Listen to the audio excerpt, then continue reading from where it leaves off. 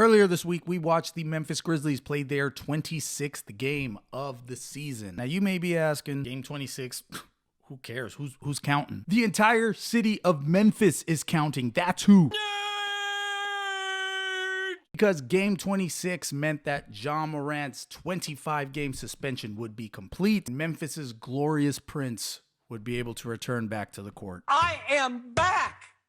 What it do, baby? And so we watched, and game 26 was played, and what a comeback it was by Ja Morant. In his first game back from that 25-game suspension, Ja finished with 34 points, 8 assists, 6 rebounds, and of course, in what was the biggest moment of the night, Morant hit the game-winning shot as time expired to give the Memphis Grizzlies the victory over the New Orleans Pelicans. For Ja, it was quite a comeback. It really was as good a return as probably Morant and Memphis could have hoped for, and I'm sure what Memphis is hoping what might kickstart a much more successful 3/4 of the season with Morant back on the team. But one of the funniest things for me for watching the game and then watching all the reaction from the analysts and ESPN and TNT, it might have just been me, but a lot of them, it sounded like didn't expect Ja to come back and be Ja Morant. For example, before the season started, we all remember when ESPN put out their beginning of the year player ranking where they rank each player and yada yada, who's the best player in the league. It's all subjective and doesn't carry any weight at all, but it's kind of something fun to argue. But I remember them putting Ja Morant at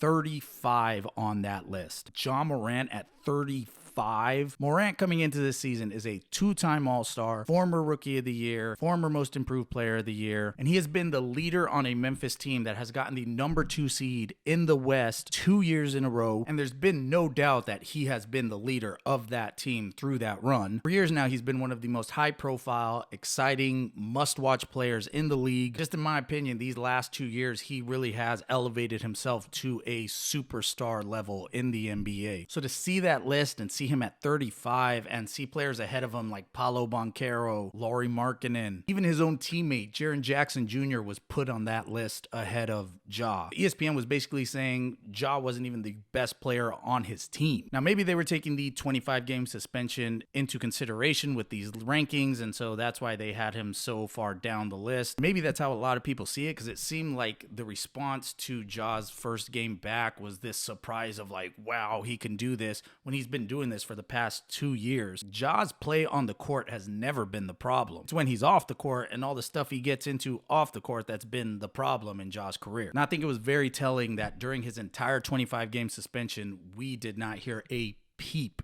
out of Ja Morant or his camp. We didn't even see videos of him working out or anything that he's doing with the summer. And during his suspension, he cut all media off, all communication to the public, and said, game 26, that's when I do my talking. And he came out and did his thing and showed he is still the Ja Morant that led Memphis to these high playoff seeds. He's still the Ja Morant that has earned himself to 2 All-Star games, and he's still the Ja Morant that's going to continue to lead this Memphis team and be a top 15, maybe even borderline top 10 player in the NBA. Now, connected to that, there were some going out on a limb and saying that Ja was going to lead Memphis into the playoffs this year. I don't know if I could jump on that just because Memphis has dug themselves into too deep of a hole this year. Memphis is currently sitting 14th place in the West, and they are about 7 games back from that 10th spot that will get them into just the playing games. And Ja Morant is the type of player that I think can win you games, but in a tough Western Conference where really only Portland and San Antonio are only not gonna matter teams. Memphis is gonna be battling for these spots with Golden State and the New Orleans Pelicans and the Houston Rockets, and even the Phoenix Suns are there in that mix. And with teams like that are fighting for their lives, for Memphis to be 7 games back, that's a huge hole to have to come out of. So I just don't see. I think that's just too big of a hole for them to come back from. But I'll tell you what, if they can do it, then Ja needs to be in the MVP conversation. However, I will make a bold prediction on the rest of the season regarding Ja Morant. I think he's going to play the rest of the season with a huge chip on his shoulder, come out guns blazing. I'm going to go bold prediction. Ja Morant will win the NBA's scoring title this year. Put it on the board. Ja Morant, scoring title champion. It's a bold strategy, Cotton. Let's see if it pays off for him.